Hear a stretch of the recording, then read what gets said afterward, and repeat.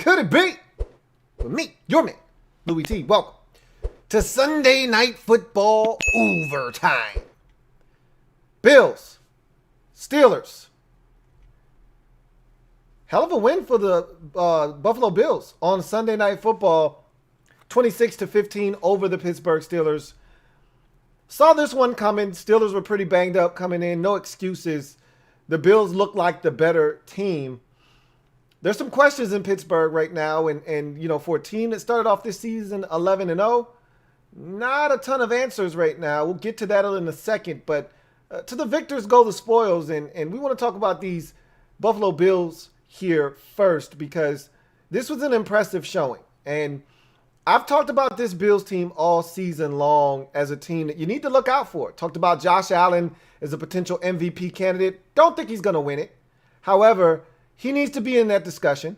I said, don't omit this Bills team when you're talking about teams that have a realistic shot at doing some damage in the AFC. Don't omit the Buffalo Bills.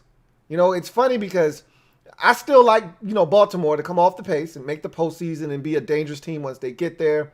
And we know they don't have any success in the playoffs. They haven't won a game in the playoffs under Lamar Jackson. We'll see. That changes. They got to make it there first.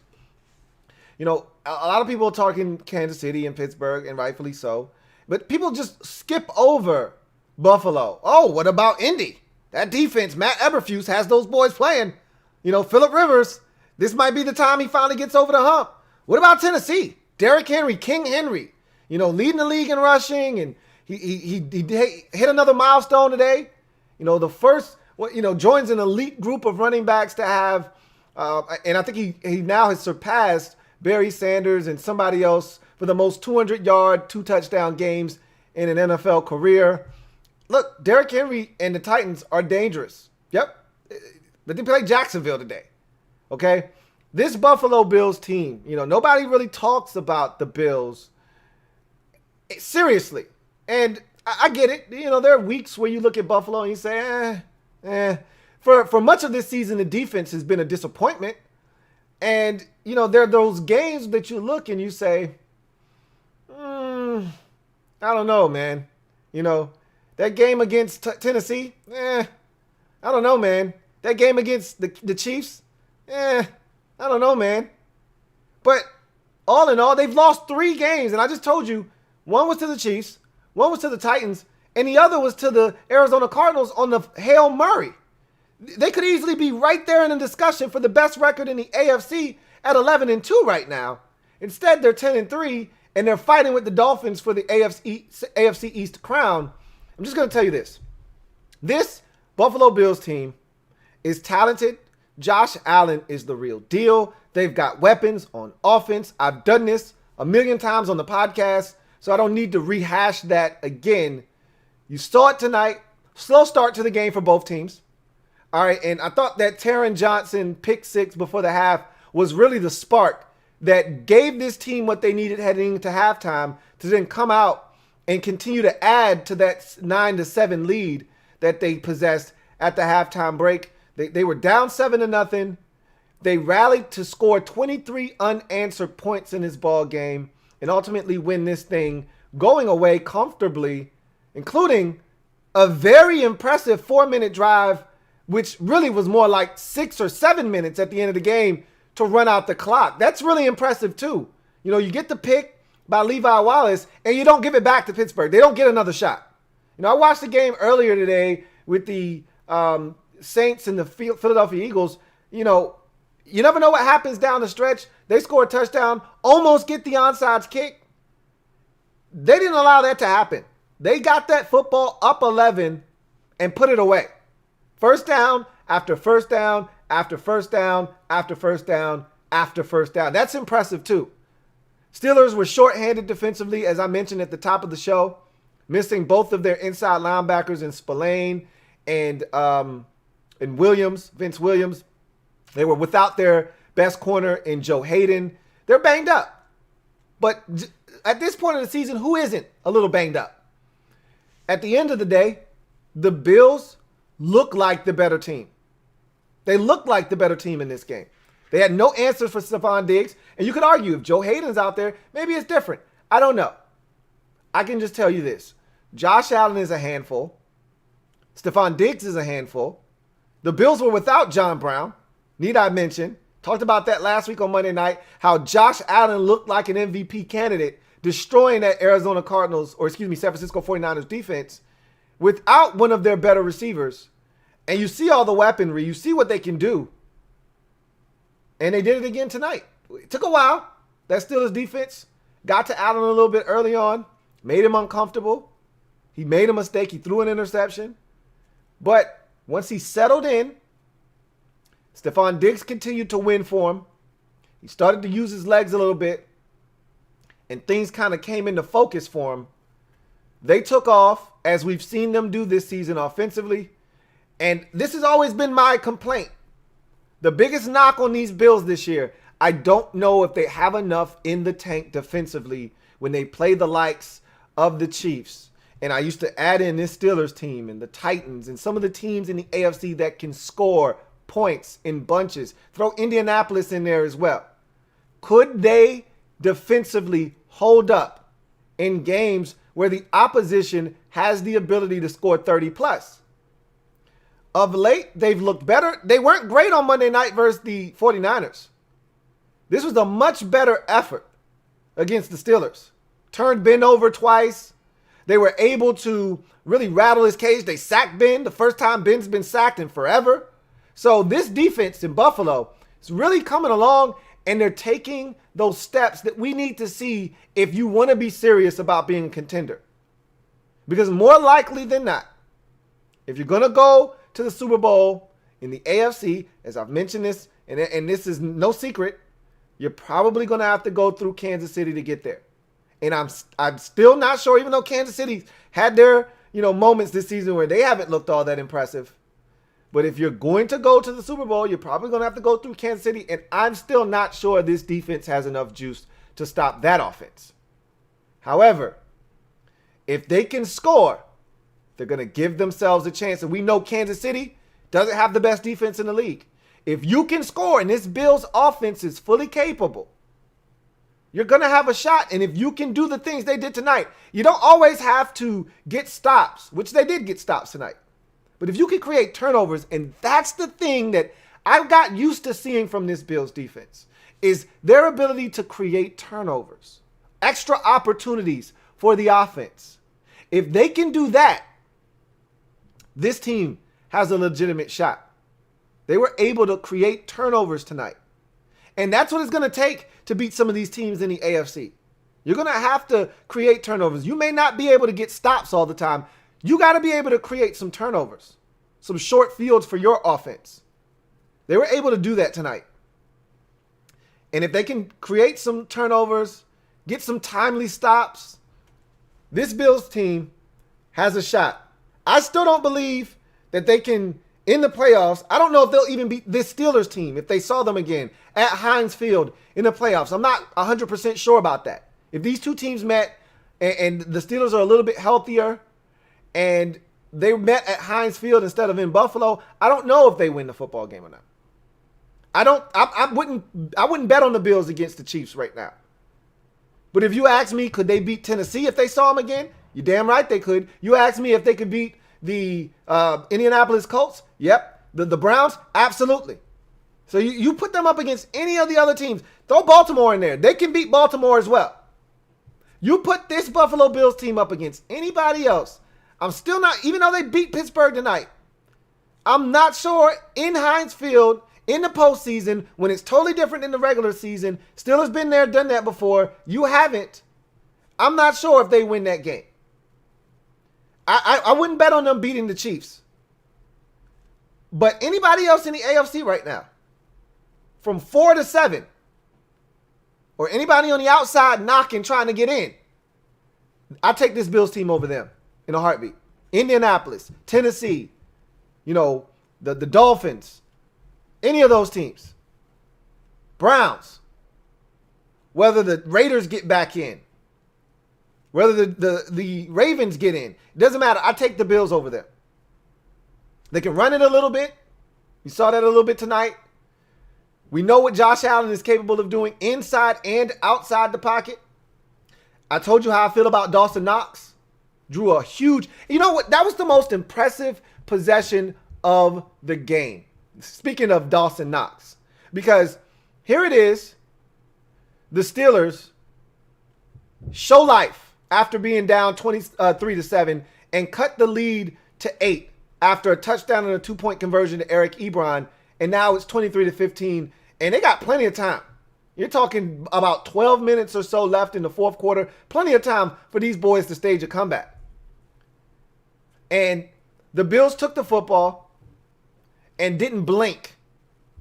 Took it the length of the field. They got assistance on the pass interference. That's big time football. You got to draw that. They did. And they got the field goal to go up 11 and then put the pressure back on the Steelers. That's big time football. That's what the elite teams in this league do. We saw the Chiefs today build a 30-10 lead over the Dolphins, only to have the Dolphins climb within 6 at 30-24. And what did they do on that final possession? Get the field goal to push that thing out to 9 and say, all right, we played around with you long enough. You cut it to 6. Now we got to bite you. Because that's what the elite teams do. Put the game away. Don't leave it to chance. Put it away. That's impressive because the Bills last year would have gave the football back to Pittsburgh. The Steelers may or may not have tied it up, but they would have made things interesting. This Bills team said, nah, we're good. Matter of fact, don't even try to get a field goal or a touchdown to cut this thing to 1 score. We're just going to pick Ben off, and then we're going to eat up the rest of the clock. Just so you don't think you have a shot in this game. That's pretty damn impressive. It truly is. And I've always said that the pieces are there. You know, the one thing that I think they're missing is an elite pass rusher. You know, when Jerry Hughes gets in his pocket every now and again, like he did against the Jets about a month ago, you got an elite pass rusher. But for the most part, that's the thing that I think they lack. They have to generate pressure by blitzing. They don't have a guy that can win off the edge. You know, that's what, you assume that's why they drafted A.J. Epineza, but I've been seeing him drop into coverage more than I have him rush this season. But that's nor here nor there. You know, when I watch this Bills team, they got everything that I like. I've long been a fan of Matt Milano. You know how I feel about Tremaine Edmonds. You know that I wasn't the biggest fan of Tre'Davious White when he was drafted. I said, he can play ball, but there's something missing. There's not a damn thing missing with Tre'Davious White. He's one of the best corners in the league.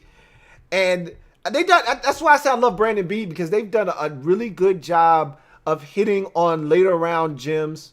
You know, guys from smaller schools like, you know, Saron Neal and Taron Johnson, guys that you're not really looking to, but these are guys that have come in and played some quality ball for them.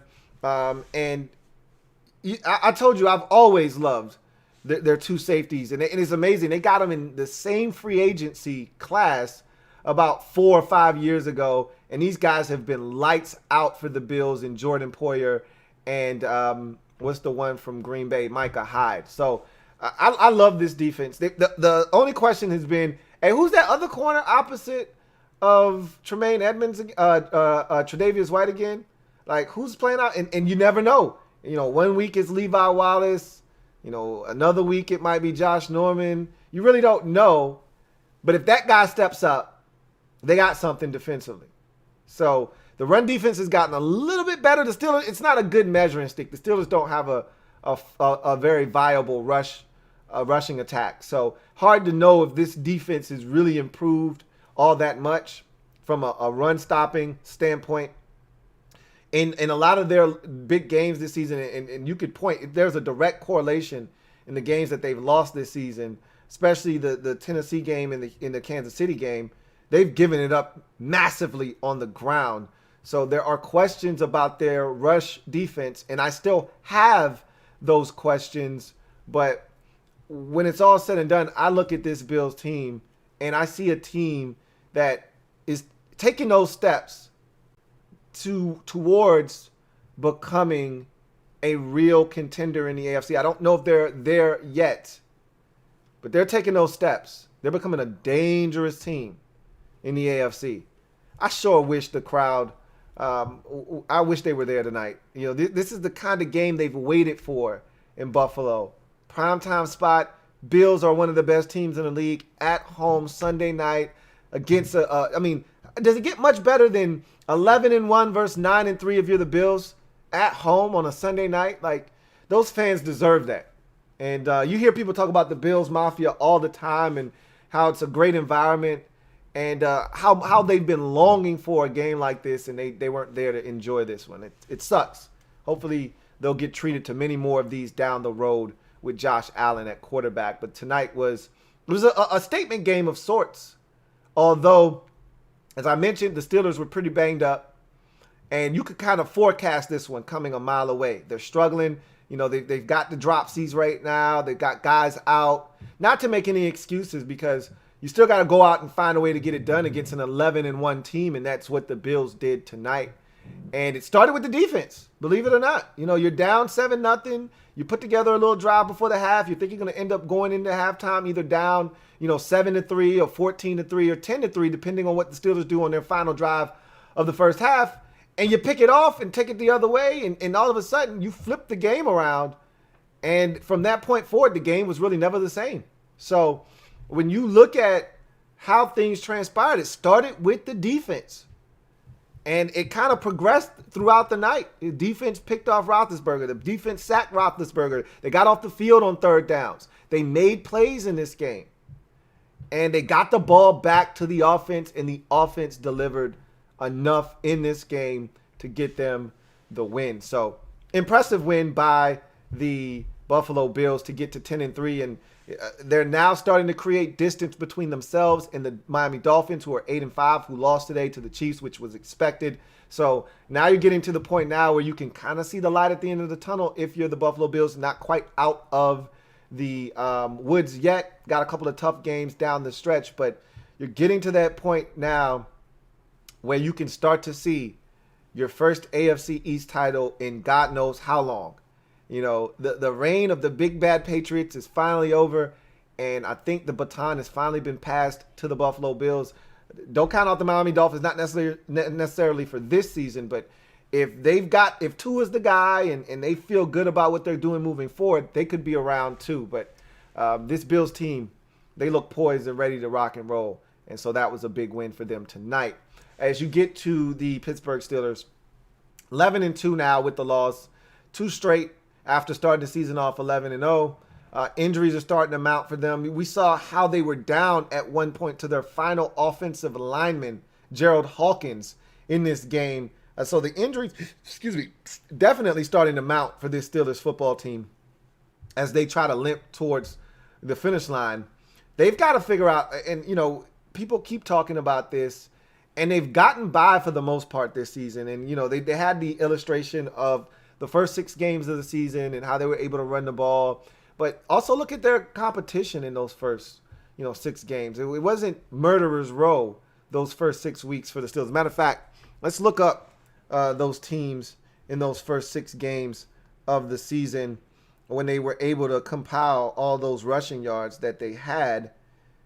The Giants, the Broncos, the Texans, the Eagles, the Browns, and the Titans in those first 6 games when they were having success on the ground. None of those defenses, for the most part, are elite. The Giants have gotten better, but the Giants weren't the Giants defensively that early in the season. They didn't know what their identity was early in the season, even though I think they actually stopped the run well in that game. Let's see. No, Benny Snell had 100 yards rushing in that game. So the Giants weren't a good defense then.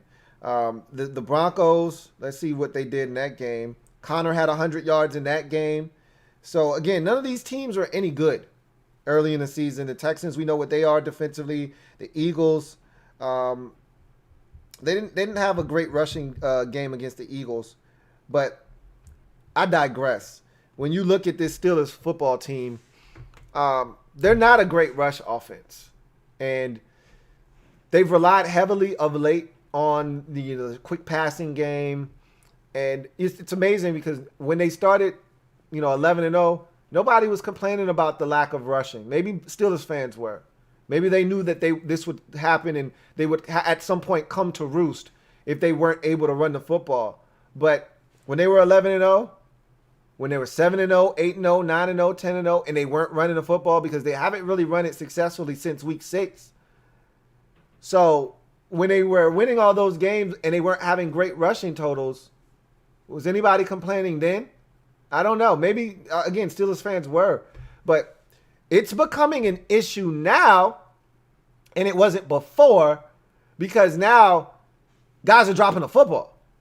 And again, I don't have a problem with you not running the football if your short passing game is going to act as a de facto extension of the run. That's why they throw it so quickly, because they don't run it as effectively and efficiently. So you throw it short and underneath, you get 4 on first down, you get 5 on first down, you get 3 on first down, and it puts you right where you need to be to try to convert on second or third down. Well, when Deontay Johnson is dropping the football left and right, and Eric Ebron on 3rd and 3 is dropping the damn football, what are you supposed to do?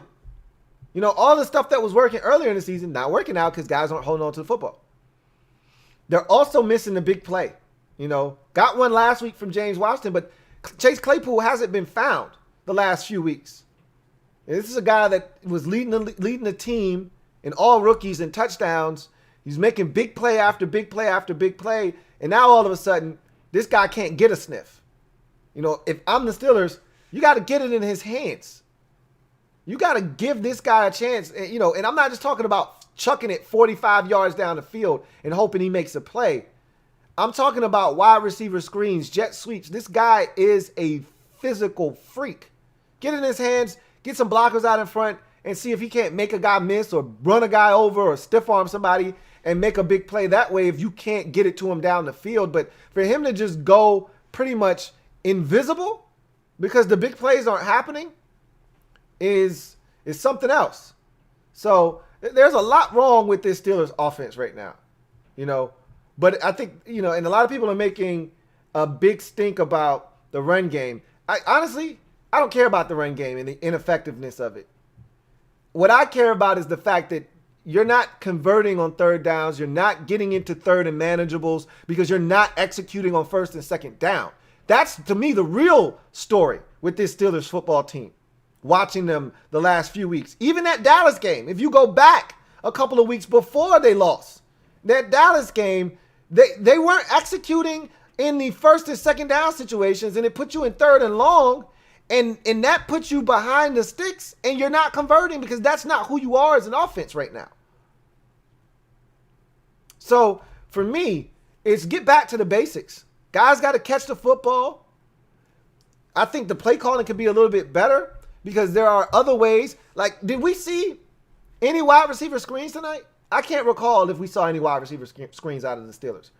And there used to be a heavy wide receiver screen. Let's get it into Deontay Johnson or Juju Smith-Schuster or Chase Claypool hands at the line of scrimmage with a couple of blockers in front and see if we can't pop something. I don't recall really seeing that at all tonight. So I think they can do a better job of mixing some stuff in, but guys got to catch the football. I mean, let's strip it down to its most basic form. Guys got to catch the football. You catch it on first down, now it's 2nd and 6. Now you run it on second down, and you get your little 2 yards, and now it's 3rd and 4, and Ben and company can convert 3rd and 4 if they catch the football. So that's on the offensive side. On the defensive side, you're hurting. And now it's about survival at this point. Because you were down both your inside linebackers in Spillane and Vince Williams. You were down Joe Hayden in this game. And you're down Bud Dupree. So it's essentially survival if you're the Steelers at this point. Because now the pass rush is suffering because you don't have Bud Dupree out there. So now it's just the TJ Watt show.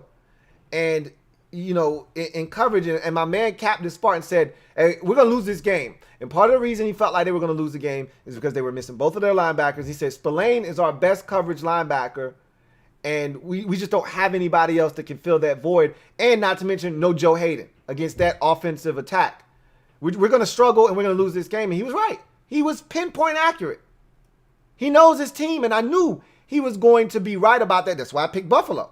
I watched this Steelers team up close and personal last week because my team played them. So I knew what they were going to be going into this game with.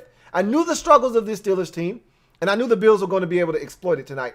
It took a while, but they were able to do that. I still have confidence in this Steelers team if they can get back on track offensively, because I still think this defense is top notch. I still think this defense is capable. So I don't too much worry about the defense as much as I do the offense, because now that's 2 weeks in a row you haven't been able to hit 20. You're not going to win many games in this league scoring less than 20 points. I can assure you of that. So that to me is where the real issue is. It's not the defense. I'm not concerned about their defense. Still think they're a top-notch unit. I'm concerned about the offense. And for me, it starts with catching the damn football.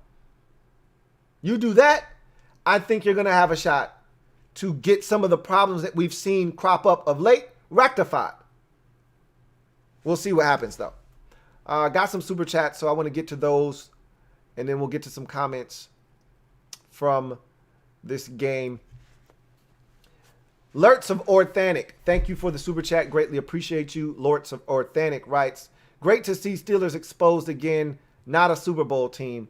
I disagree. I won't say they're not a Super Bowl team.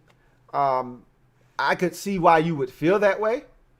But when you play defense the way that they are able to play defense, and you got Ben Roethlisberger at quarterback, and you got the kind of weapons they have on offense at the skill positions, tight end and wide receiver. And I know Ebron hasn't been his best the last couple of weeks. I know Deontay Johnson is in his head right now. All right.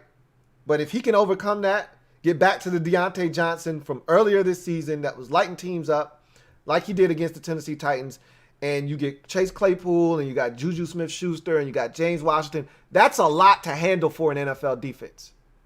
Not to mention you throw Ebron out there. I'll take that 5 right there of Ebron, Juju Smith-Schuster, James Washington, Deontay Johnson, and Chase Claypool when they empty the set. If they decide to go 5 wide with 4 receivers and not one of those receivers being a back, that's hard to stop. Spread them out and let Ben work. That's hard to stop if guys are catching the football. So I'm not going to dismiss this offense. I'm not going to dismiss the Steelers as a Super Bowl team. You don't win 11 straight to start the season and just forget how to play football. They got some injuries. They're struggling right now. These things happen throughout the course of the season. We'll see if they can get out of their own way and snap out of this before the season ends. Because unlike past years where you might have a little rut going and you limp to the finish line and you say, man, glad we got that first round bye. We can lick some of our wounds. We can work on some of the things that we struggle on and get better. You're not going to have that safety net of a first round bye this year. That blanket, that safety blanket is gone. You're going to have to strap it up. Wild card weekend. So hopefully they can iron out some of these issues down the stretch. It's not going to be easy because they don't have any cupcake games left on the schedule. So they got Cincinnati. I take that back. They got Cincinnati, I think, next week. That's one of those get-right games. Absolutely beat the shit out of them next week. Get your mojo back. Get Deontay Johnson 12 catches in that game. Get him 15 targets and 12 catches. Let him get his shit back next week. Score 34. If the Cowboys can score 30 and hold them to 7, you should be able to beat if you struggle with Cincinnati, I don't give a shit, it's family business. If you struggle with Cincinnati next week, then you can come on here and say, hey, Steelers are exposed, they're not a Super Bowl team. Then I will listen to that. Not losing to Buffalo. Buffalo's a good team in their own right. Got another super chat here from my man John Livingston. JL Smooth writes, Bills Mafia is here. We ready. Let's go. Indeed. Y'all ready. And y'all have waited for this for so long. And it's coming. It's coming. I can't wait to see this team in the playoffs because we got a taste of it last year. Josh Allen at times lost his damn mind in that Texans playoff game. And you should have won, but you didn't. But that was the experience that he needed to know what it felt like to play in a playoff game. That's what I've been trying to convey to Washington fans. That even if you don't win a game, it's the experience that you cannot replicate. He tasted playoff football last year. Despite it being bitter because they lost, he tasted playoff football, and now he knows what it feels like and what it's going to take for his team to get a win. And I think they're going to be much better because of it. And Bills Mafia, I know they cannot wait. So, hold on. Before I get to Silver V, I meant to do this at the top of the show. I did this on the Washington show already. And I don't think you were in attendance for that. But I'm going to do it right now before I even read your comment. Silver V on the podcast on Friday super chatted and said, look, we've watched football long enough. Can't everybody see when a trap game is coming? Don't tell me you don't see 24-20 Eagles win over the Saints on Sunday. Don't tell me you don't see that.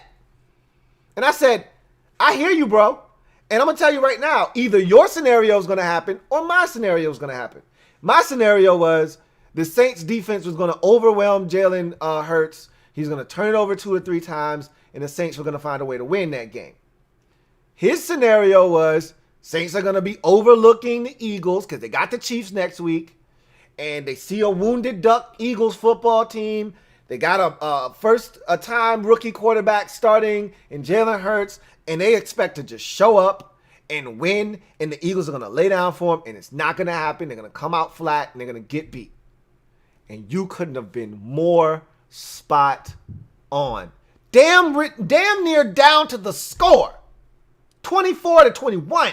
You said 24-20. You pretty much hit that on the head. And for that, Silver V, you need some damn props. Kudos to my man, Silver V. You the man. I told you, I'll give it up. When you put your money where your mouth is and you come up here and you make predictions like that, it's easy to make predictions and, all the time and then want credit for it. But you went out of your way, because you don't make predictions like that very often, but you went out of your way to say, hey, look, this is a trap game if I've ever seen one, and I've seen a million traps. And you hit it. So I just wanted to establish that. I haven't even read your super chat yet, but I need to give you that credit before we move on. So thank you for super chatting, Silver V. Greatly appreciate you, my man. Silver Villains writes, are the Raiders and Steelers fake tough guys? By the way, them Saints fell right into that Eagles trap, Louie T. I was 1 point off my prediction. And I'm glad you brought it up again, because I had to make sure you got credit for that. Because I remember we took a good 5 to 7 minute portion of the pod and just discussed your super chat. And I was like, I see where you're coming from. And you made valid points. And I'm like, I could see that happening. I'm going to stick with what I think. But if it doesn't happen my way, it's probably going to happen your way. And it was your way exactly. You deserve 1,000% credit for that. Are the Raiders and Steelers fake tough guys? No. The Raiders aren't tough guys. So, yeah, they're fake tough guys. You give up. Look, you get a 40 burger put on your head multiple times in a season. You're a fake tough guy. There's nothing tough about giving up a 40 burger. You got a 40 burger put on you by a 4 and now 9 Atlanta Falcons team. At that time, I think they were 3 and 7. And you got a 40 burger put on you today by the Indianapolis Colts. You got a 40 burger put on you by the Tampa Bay Buccaneers earlier in the season. Tough guys don't get 40 burgers put on their skulls. Doesn't happen. So, Raiders are definitely fake tough guys. Steelers are not fake tough guys. All right, they're not a fake tough guy. And if you're asking for the Steelers in the playoffs, good luck with that one. Been there, done that. They've seen it before. They've done it before. You don't want any smoke with the Steelers. Playoff football is different than regular season football. Different intensity. I get the fans aren't going to be there, all that good jazz. But Tomlin has been there enough times. Ben's been there enough time. That Steelers team is a veteran group. I wouldn't want to smoke with them in the postseason. They're not a fake tough guy. Thank you for the super chat, Silver V. John Livingston. Double up. Thank you, JL Smooth, for doubling up. My man John Livingston writes, healthy Tremaine, healthy Milano. Things on this defense change. We are up 2.5 games on Miami. Life is good. On to the next.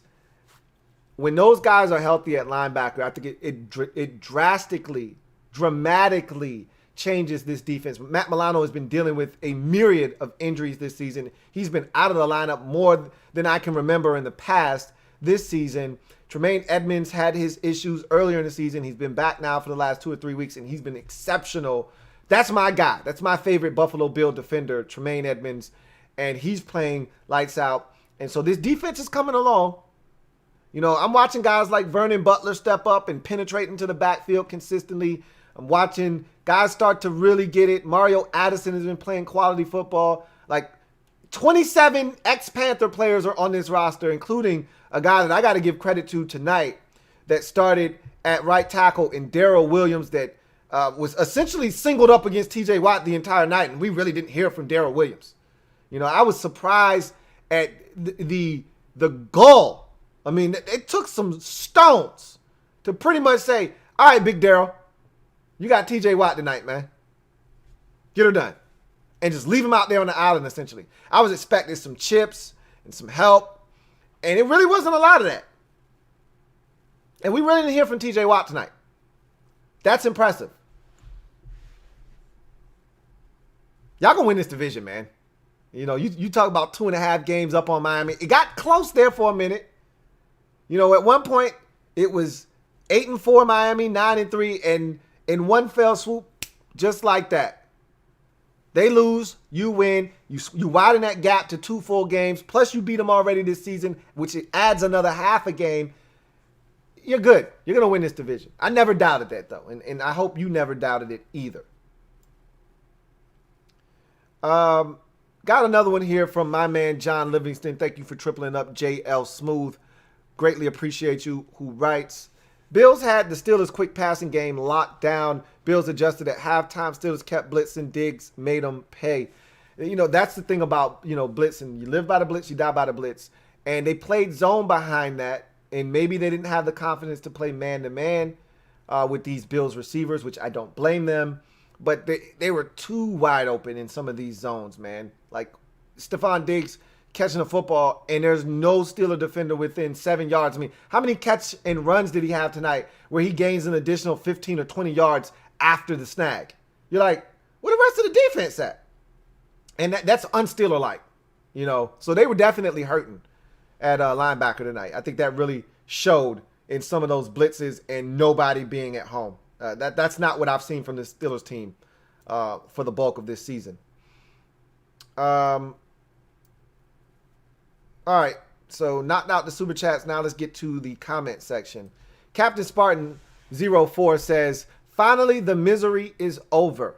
Now let's win out and show this league what we're truly capable of. 3 games in 12 days definitely took a toll on us. Let's get healthy and fix this team. I'm with you. I don't think this team is as flawed as everyone believes. And I think a lot of people underestimate just how taxing that was on the Steelers. I knew I was going to be at a distinct advantage against you guys from you playing 5 days previously to turn around and play against us on a Monday night after playing on a Wednesday, and then to turn around after playing on that Monday and have to play on a Sunday night. That catches up with you. It happened to the Titans too. You know, you play in that condensed amount of time, it's going to hurt you.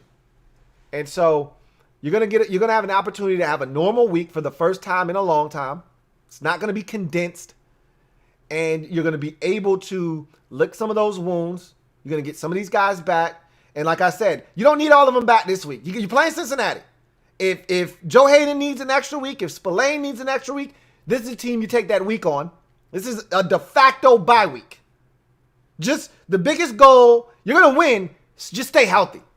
Come out of this thing healthy against the Bengals, and then go down the stretch run and finish this thing up strong. Niners fan says, Lou, I want to personally thank your boys for putting an end to this nightmare of a season for us. Thanks for putting us out of our misery. Y'all gave us a run, man. We had nothing offensively today. And first of all, I want to thank you and Nick Mullins for the generosity today. Because without Nick Mullins, we don't win the football game. And you've long told me Nick Mullins is trash. Nick Mullins is a quality NFL backup. Nothing more, nothing less. When he's in the game, something's going to happen. That's my kind of backup. The problem is he started way too many games for you this season. And you cannot win in this league with a guy like Nick Mullins starting more than 4 games. Well, he started more than 4 games for you this season. That's a losing recipe. So, I know you guys were fighting to stay alive, but after doing what you did last year, this year just isn't good enough. And so I was more than happy to do the honors. If you wanted to be put out of your misery, I was more than happy to make that happen. And as I told the Steelers last week, I needed it more than you did. You don't want this. You want no parts of sneaking in the back door. You want no parts of fighting and scratching and clawing just to keep your name up on the in the hunt board. You don't want that. I want all of that. So let me have it. You don't want it, let me have it. Niners fan says, I was listening to the pod and you called out the Dolphins, but they showed up today and their D went toe-to-toe with Mahomes. Also, Tua looked good down the stretch. I think they're legit. I'm going to play the audio back from what I said. I told you they're fake tough guys. And I told you how that game was going to go. And it went exactly the way. Like the Dolphins, I'm not calling their defense fake tough guys. I'm just talking about their team as a whole. Okay? Their team as a whole. They're well coached. They're young. That's really basically the essence, the true essence of what I was saying on the podcast. Is they're young. Just like Arizona. You know, second-year head coach, young team. The difference is they've got a second-year quarterback in Kyler Murray. They're ready to take that next step. The Dolphins have Tua, and they're not ready to take that next step. But you look at them, and the similarities are strikingly similar. The biggest difference being that I think the Dolphins are better defensively, but the Cardinals are more consistently offensively. And so when you've got a guy like Kyler Murray, and the defense in Arizona isn't terrible. They're not terrible. You can get by with that defense. They're going to probably find a way into the postseason. It's a shame because if the Dolphins were in the NFC, they'd probably make the postseason this year. But they're in the AFC, and more likely than not, they're going to be on the outside looking in. But they're fake tough guys because I said that's a team that you would want to play in the playoffs.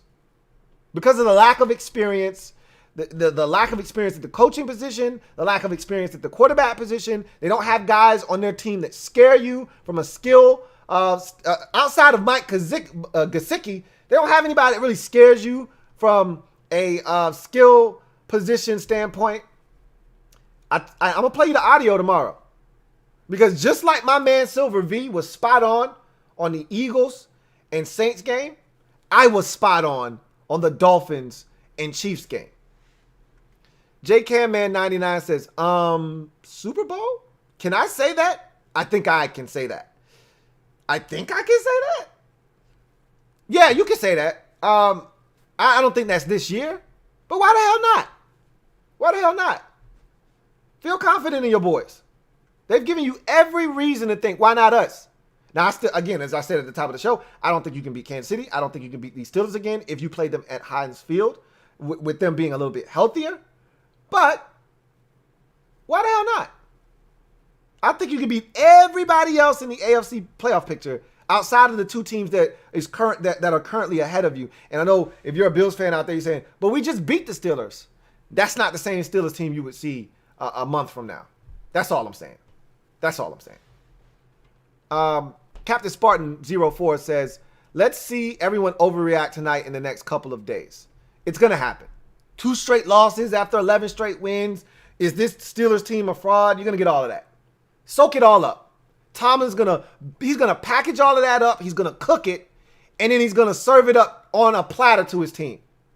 All you're doing is giving them bulletin board material, giving them more ammunition, and charging up the battery that Tomlin's gonna put in their back.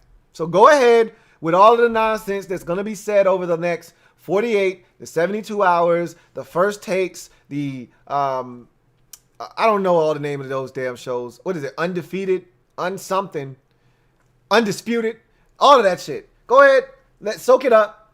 And Tomlin, like I said, he's going to put all that shit in a pot. He's going to cook it, and he's going to serve it up to his team. All you're doing is charging those boys up. JCamman99 says, if the Bills can beat the Steelers and the Seahawks, we can also beat the Chiefs and the Packers. I don't think you can beat the Chiefs. I'm going to be just brutally honest. You can beat the Packers. You can beat the Packers. I don't think you beat the Chiefs. And I don't think you beat the Steelers team again. Just being honest with you. Just being honest with you. But we'll see. Atlas says, Steelers crashing back down to earth like every non-Steeler fan thought they would. Again, like Captain Spartan said, you're going to get a lot of that tonight. Niners fan says, how long before they move on from Big Ben? A wise man once told me, son, don't quit your job until you got another job. Let me say that one more time. Son, don't quit your job until you got another job. Make sure that the checks never stop coming in. So if you get rid of Ben, and you're not saying that they should get rid of Ben, you're asking when do they move on from Ben. You're implying that he was awful tonight, and at some point they need to move on from him. And they will. When is that? When do the Steelers find their next guy? That's the question. Because if you're just going to move on from Ben and you're going to pass the baton off to, Mason Rudolph and Josh Dobbs and all of these bums that we've seen come through the pipeline in Pittsburgh over the years. What was the dude's name that played in the AAF and was in Pittsburgh for a bunch of years that had to play a couple of times when Ben went down? I can't remember his damn name. You got to find the guy first. If you can find that guy, and to me, this would be the year if I'm the Steelers. You didn't have a first round pick last year. It's going to be quarterback galore this year in the NFL draft. Find you one. Identify you one. Halt. Who goes there? Identify yourself, yeah. Identify one of these quarterbacks as the guy that fits Pittsburgh and let him learn. You need to start that process now if you're the Steelers. Don't wait. JCamman99 says, Bills versus football team in the Super Bowl. What will you give me if that happens? I would lose it. And I don't care who we play in the Super Bowl. I would lose it. It's not happening. Not now, at least. I don't know. Maybe 3-4 years down the road, it could happen, but not now. I don't know what I would do though. I would be going crazy. I won't lie to you. Captain Spartan says, next season is the last year of Ben. We'll have to pay T.J. Watt.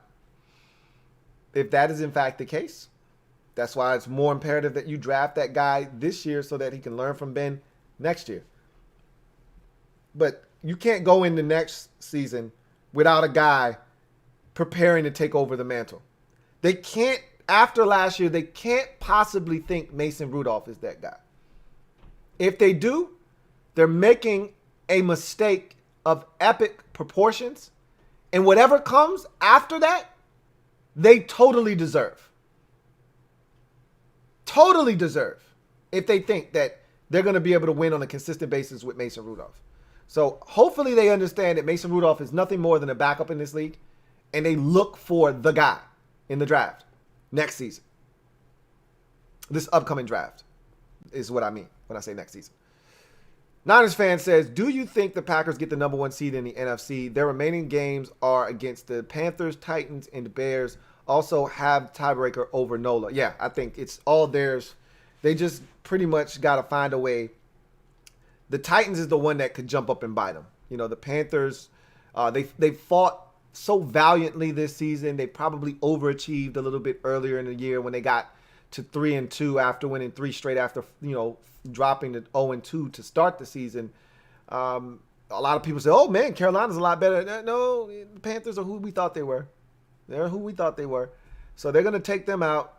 The Titans on a Sunday night at the crib is, to me, the last one. And I think that Panthers game with the Packers is on Saturday. We get Saturday football this week. We get 2 games on Saturday. So I think the Panthers and the Packers are one of those Saturday contests, if I'm not mistaken.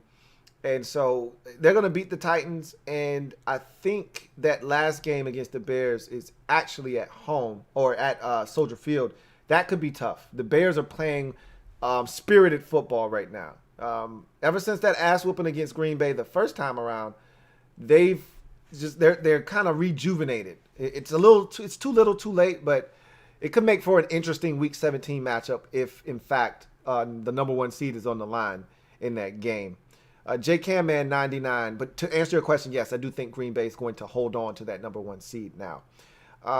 The crazy thing is that Miami can still win the division, but they're not.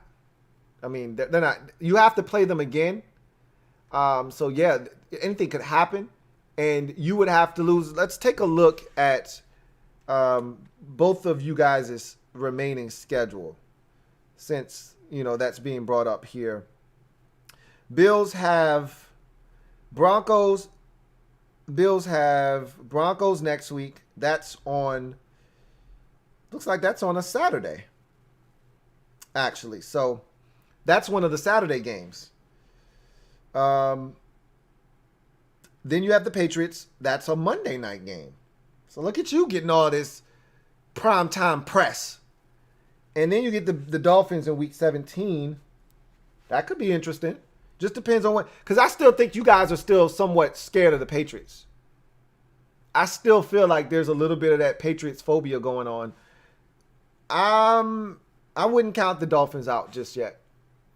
But they're not going to win the division. I've already pretty much handed this division over to the Bills. Meanwhile, the Dolphins finish up with the Patriots, the Raiders, and then the Bills. All winnable games, but then I don't see them beating the Bills. I could see them losing to the Raiders as well. I don't see them losing to the Patriots, but stranger things have happened. So we'll see. Cody Larson says, I am going to sip the Kool-Aid until our season is over. I am going to believe we can win the Super Bowl until we physically can't. And you should. You got Aaron Rodgers. And, the crazy thing is, I'd hate to see Rodgers only win 1 chip in Green Bay, because his legacy says that he should be a multiple-time Super Bowl winner. And the fact that he and Drew Brees sit here with all kinds of records, yet they've got 2 Super Bowls amongst them and 1 apiece, speaks volumes. Like, Rodgers needs another chip. I don't know about this defense. I just don't. Watch you guys against the Lions today. It's family business. It's never easy for the Lions or the Packers to win at Ford Field. So, it is what it is. You weren't super impressive. You did knock Stafford out of the game with ribs today. But I look at this team and I'm like, I don't know. Something feels like it's missing with the Packers. But you continue to win, and that's what's important in this league. Rich says, you aren't going to sit here and tell me Dwayne played awful when he did better than Alex today. Yeah, I'm not going to do this with you. I'm not going to do this with you. Jonathan Hankey says, Frank Wright has redeemed himself from almost costing us the game against the Texans. LOL. Frank Wright, I thought he was going to do it again today. There was a stretch there. You were up 14 against the Raiders. It's 4th and 1. He's got Jacoby Brissett in the game, barking out a hard count and a cadence. And I'm like, you better not snap this football. You better be trying to draw them off sides because you have a chance to take a 3-possession lead in this game. You better kick this field goal.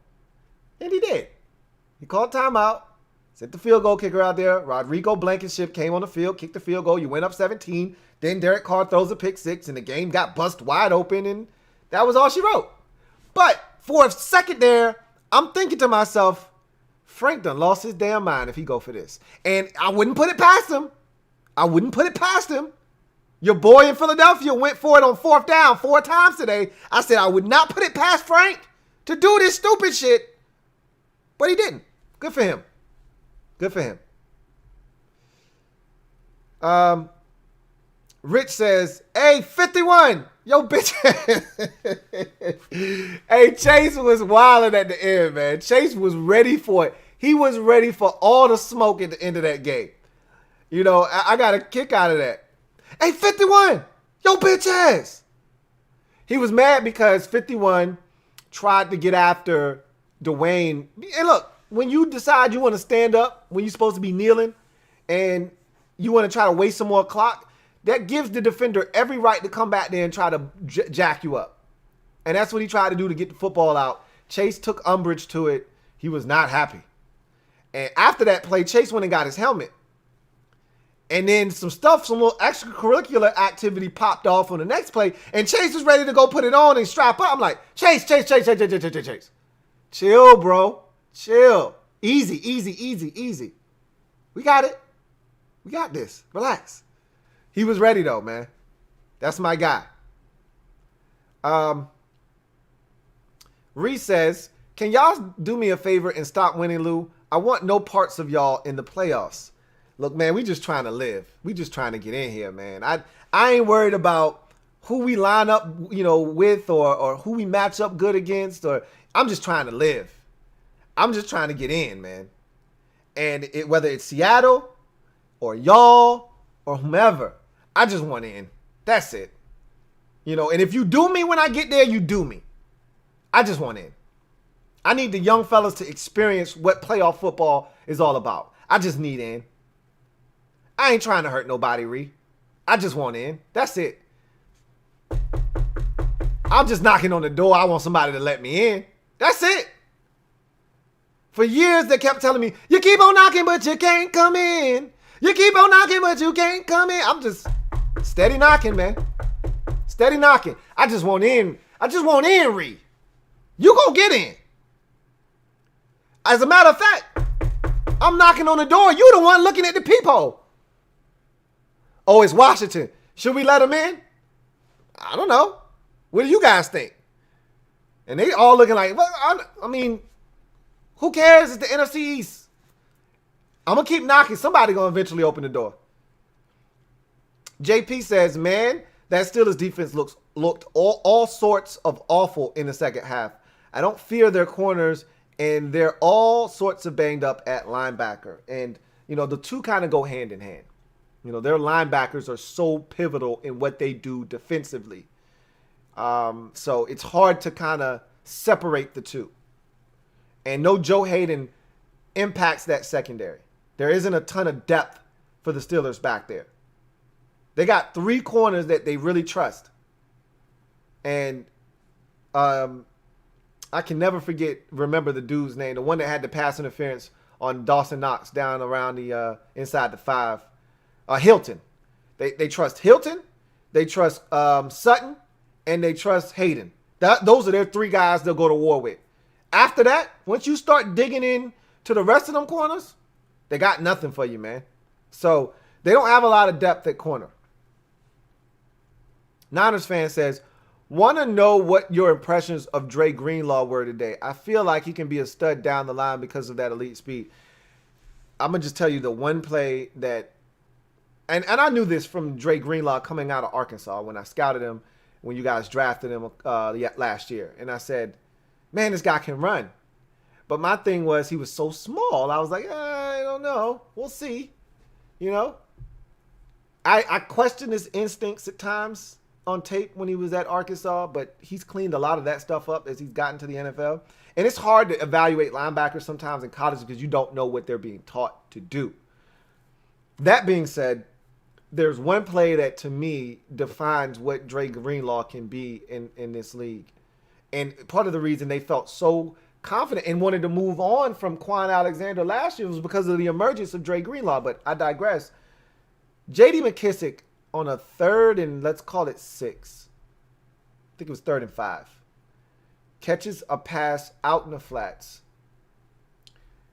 And I've watched JD all season long. He always wins those foot races to the sticks. Always. Hasn't lost one of those races this year. Not a single one. And when he caught it, I was like, let's go. We about to get this first down. Let's go.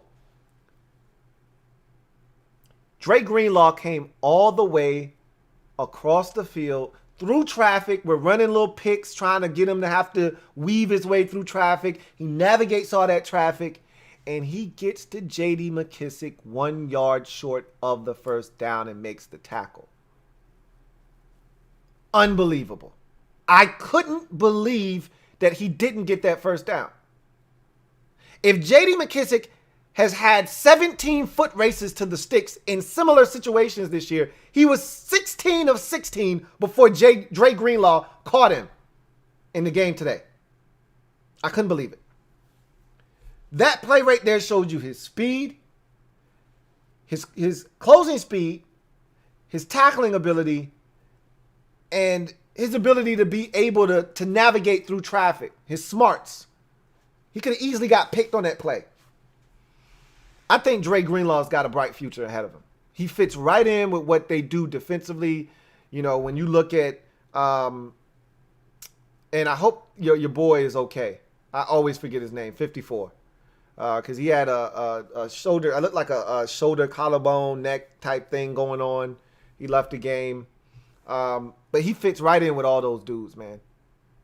Dre Greenlaw looks like he's going to be a stud linebacker. I think he will be, personally. HHC Lunar says, after today's embarrassing loss, is it time for the Giants to fire Joe Judge and brave Gettleman? No. And you're trolling, HCC Lunar, because Joe Judge is in the running for Coach of the Year. Now, Gettleman is a separate issue, but at all costs, I'm looking to protect Dave Gettleman.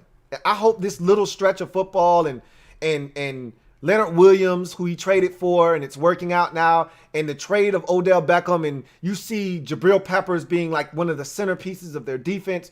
I hope all of those moves, because they've worked out, I hope all of those moves save him in New York. Save him.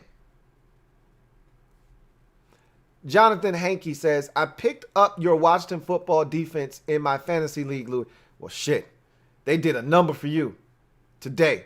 They are one of the players that helped me win my matchup and got me into the playoffs, LOL.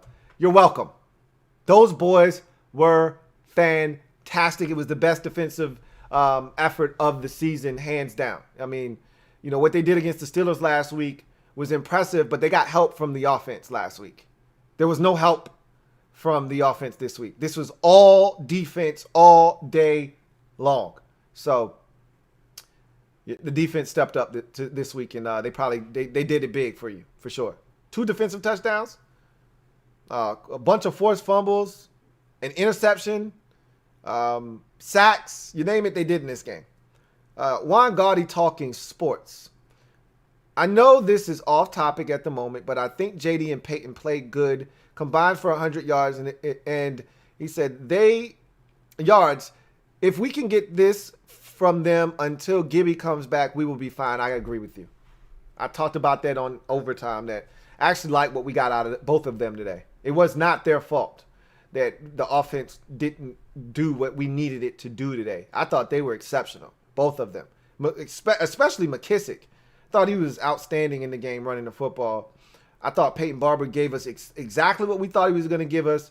And even then, a little extra, had a good catch on an errant ball from Dwayne in the flats. I thought he did some good things in the game. So they weren't the issue. Like everybody, we missed Gibson. Yeah, we missed Gibson, but the running backs were fine. They weren't the problem. Reese says, could these Jets go down as the worst team in the modern era? The 0-16 Lions and Browns kept some games close. These boys are getting mopped consistently. they've had some close games this year. They had the game against the Bills. They had the game against the Patriots that they should have won on a Monday night. And they also had the game last week that they had won against the Raiders. And in all those 0-16 seasons, there were games in there for those teams. Like, you know, the Browns, I remember them losing to the Dolphins that year where they had a chance to win. There are games in there. I think the 0-16 Lions were the worst of all of these teams. They were tragically bad. I don't think they were even close in a lot of those games. This Jets team isn't that far behind. They're not that far behind. HHC Lunar says, could Buffalo get to KC and win? Go to KC and win? No, I don't think so. Anything's possible? No, I don't think so. Sammy J12 says, Buffalo fans don't think you can beat Kansas City. Y'all already got beat. Just because you beat them once doesn't mean they can't come back and beat you the second time. However, I would agree with you. I don't think they, and that was in Buffalo, in, you know, less than ideal conditions in the rain. And Clyde Edwards-Helaire had a field day.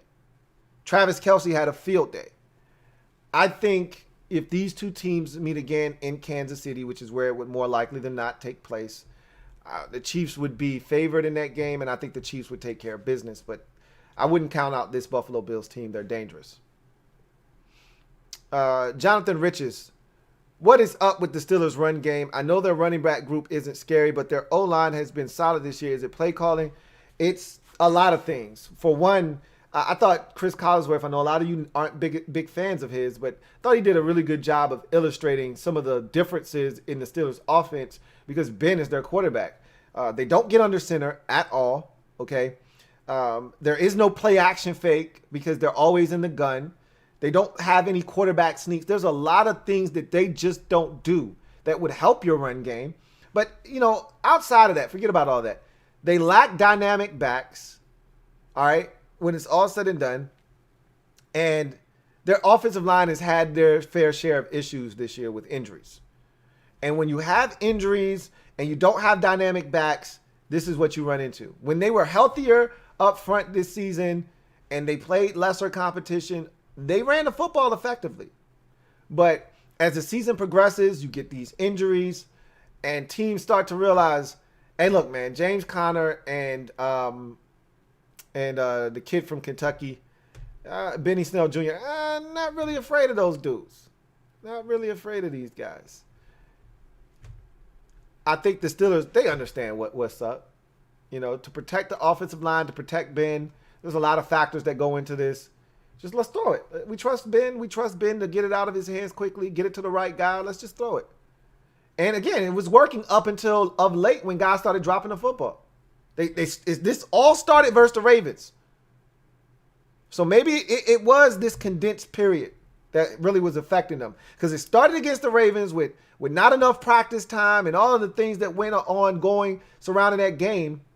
It spilled over into the Washington game. They went from 5 drops against Washington to 7, or 5 drops versus the Ravens to 7 versus Washington, and then they had more drops tonight.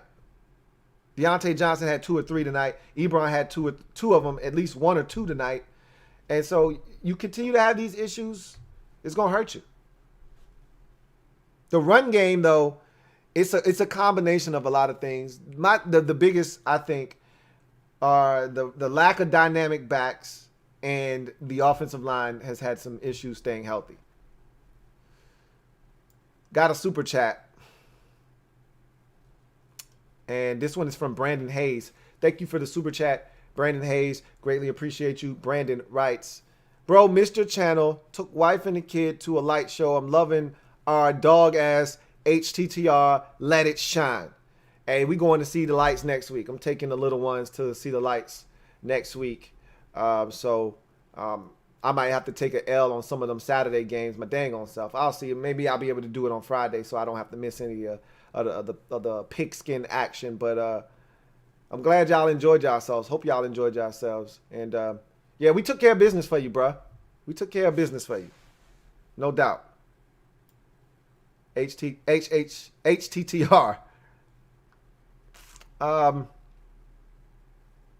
Let's see. Where are we?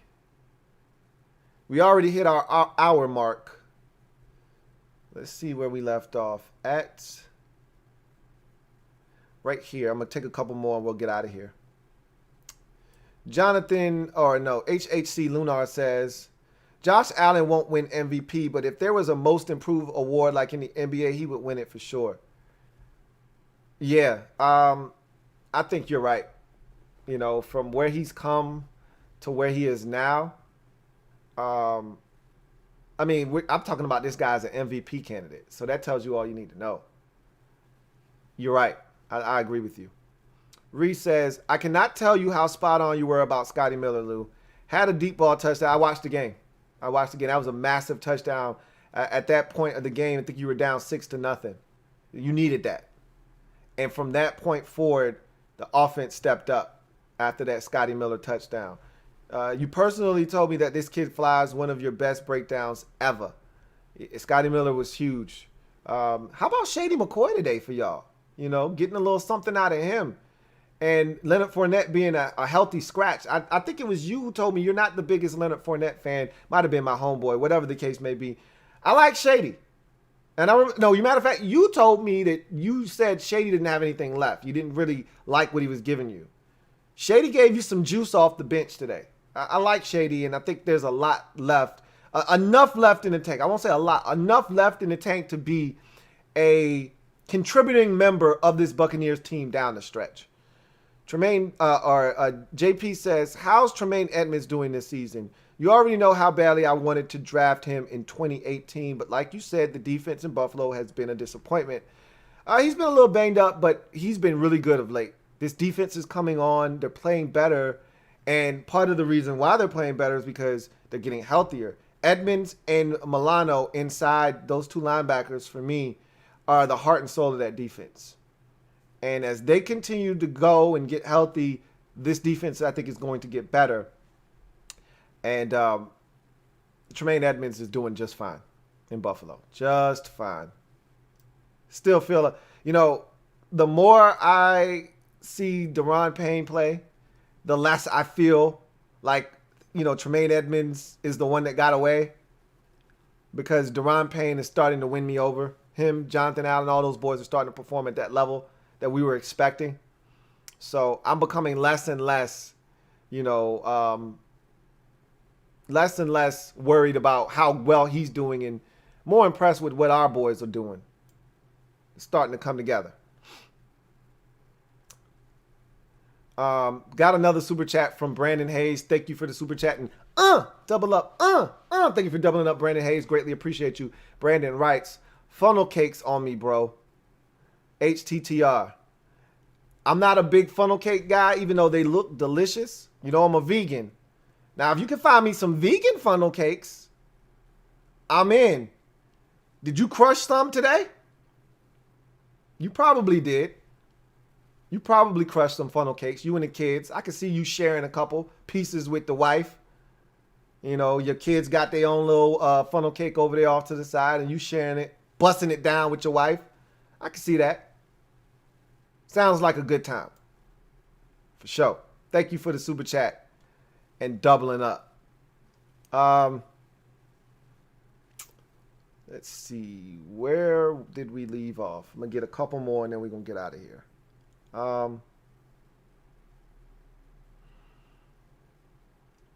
We were right here. Rich says, hey, Lou, I just remembered next year we are going to have a new draft class, a rookie quarterback like Zach Wilson, Trey Lance, etc. We get back Bryce Love, Kelvin Harmon, and Matt Ioannidis. Scary.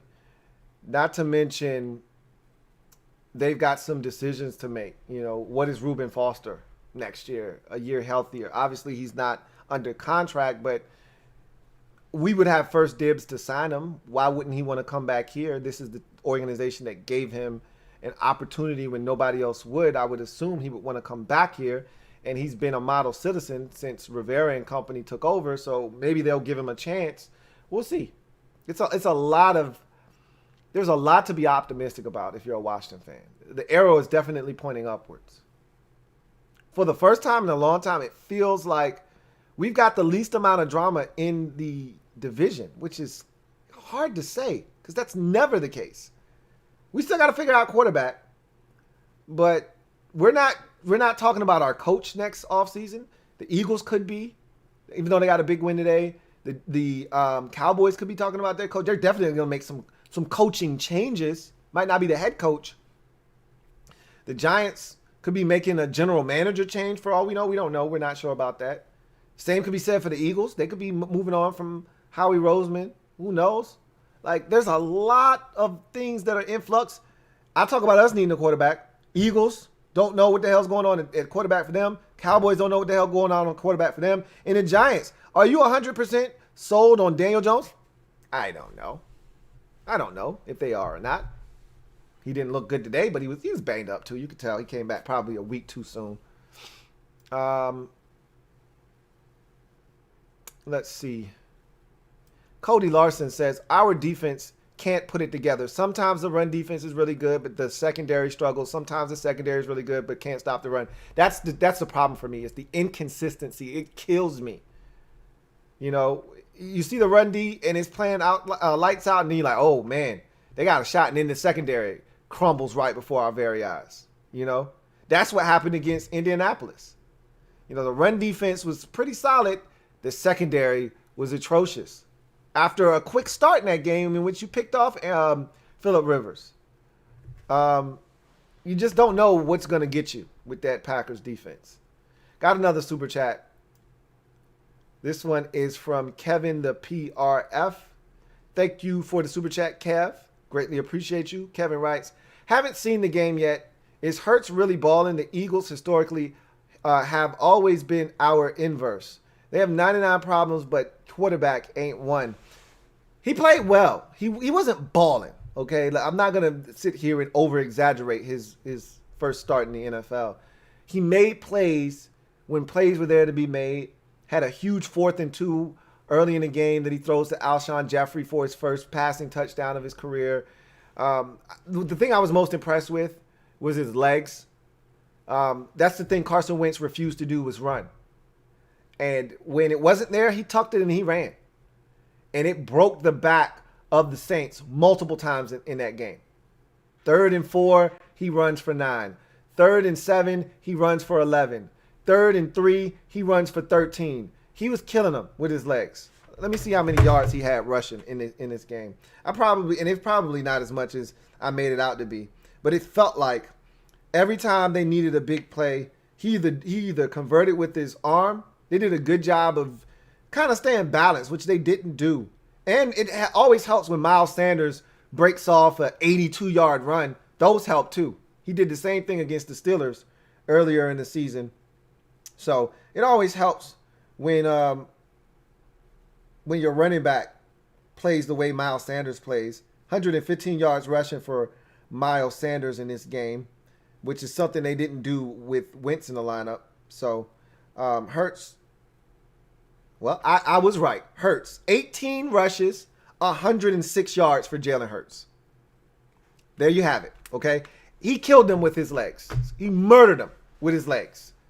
So when somebody says, hey, he was balling, yeah, he did some really good things, but don't get it misconstrued. You know, he took what the defense gave him. He was 17 of 30 for 167 yards. That's 5.6 yards per completion. Okay? That's terrible, by the way. However, he managed the game, and when opportunities presented itself for him to use his legs, he did that. Teams will adjust. You know, they were the first team to play the Eagles with a quarterback that was not going to sit back there and get sacked 8 times, but rather use his legs to get out of danger and make something happen. The rest of the league will adjust to Jalen Hurts and his legs and his ability to run. And then he's going to have to throw the football. And if he's able to continue to do that and get better, they could have something. He wasn't bad, though. He didn't make that back-breaking mistake that I thought was going to come. He never made that mistake. And that's why they won this game. So we'll see what happens. But, all right. We're at 1 hour and 20. So I'm going to go ahead and glide to the side and let you guys get back to your regularly scheduled programming on the evening. I appreciate you guys chopping it up with me. Big win for the Buffalo Bills in this game. as they hand the Steelers their second straight loss of the season after the Steelers started this season off 11-0. They're now 11-2 after the 26-15 defeat at the hands of these Buffalo Bills, who now, for the second straight year, win double-digit games, have a chance to win the AFC East. They're getting ever so close to clinching their first all-elusive, ever-elusive AFC East crown. I don't know when the last time they've done that. I mean, you got to probably go back to 1999 or something like that, I'd have to guess, before the whole reign of terror in New England started. So this Bills team, they're embarking upon something special. Allen was good again tonight. He wasn't great like he was on Monday, but he was good enough to get it done tonight as these Bills continue to show life defensively. The offense is dangerous. They put those things together tonight. They win this game comfortably, 26-15 over the Pittsburgh Steelers. Quite a lot of questions in Pittsburgh. I think they're just fine. I'm not overreacting, but they got a game next week that is very important because they're going to win the game. I'm not worried about that at all. It's not about are they going to win. It's can they stay healthy in winning, and can they get some guys on track. That's what next week's about. You get back to a little bit of normalcy next week. Normal regular week. The normal requisite number of days off to recuperate and rejuvenate the body. Normal practice days. You get back to a sense of normalcy if you're the Steelers. You're going to win the game. Can you get some guys back on track for the home stretch? That's what this game is about against Cincinnati next week. We'll see. But Bills get it done, 26-15. I'm your man, Louie T. Thank you for joining me. If you haven't already done so, subscribe to the Louie T Network for more great content. Turn on that notification bell so you don't miss a thing. And also, hit that like button if you haven't already done so. We have 49 likes right now. Let's get that thing to 50. All right? Let's get it to 60 if we can get it to 60. Let's get it to 70 if we can get it to 70 before you guys get out of here. If you haven't hit the like button, go ahead and hit that thing for me. But I'm going to get out of here. I thank you guys for joining me on this stream. Can't tell you how much I appreciate you guys chopping it up with me this late. It's damn near 1 in the morning on the East Coast, and you guys are chopping it up with me like it's 1 p.m. in the afternoon. So for that, I'm forever grateful. You guys take care. Stay safe. And we'll be back again tomorrow to do this on the podcast, Louie T Network podcast. We'll break down all the action from week number 14 in the National Football League, and we'll preview the Monday night contest. It's a massive one in this AFC North Division. Ravens, Browns should be a big one. Ravens can inch ever so close to back into the playoffs with the Dolphins losing, dropping to 8-5. Ravens can get to 8-5 with a win over the Browns, who are 9-3 and trying to hang in. And now all of a sudden they're trying to make things interesting in this division. They beat the Ravens. They're now 10-3 and just a half game back, or 1 game back, I should say, of first place in that division. So stranger things have happened. We'll see what happens tomorrow night, but I'll see you for the podcast and for Monday Night Football Overtime. Until then, I'm your man, Louie T. You guys have a good one. Take care. LouieTeeNetwork.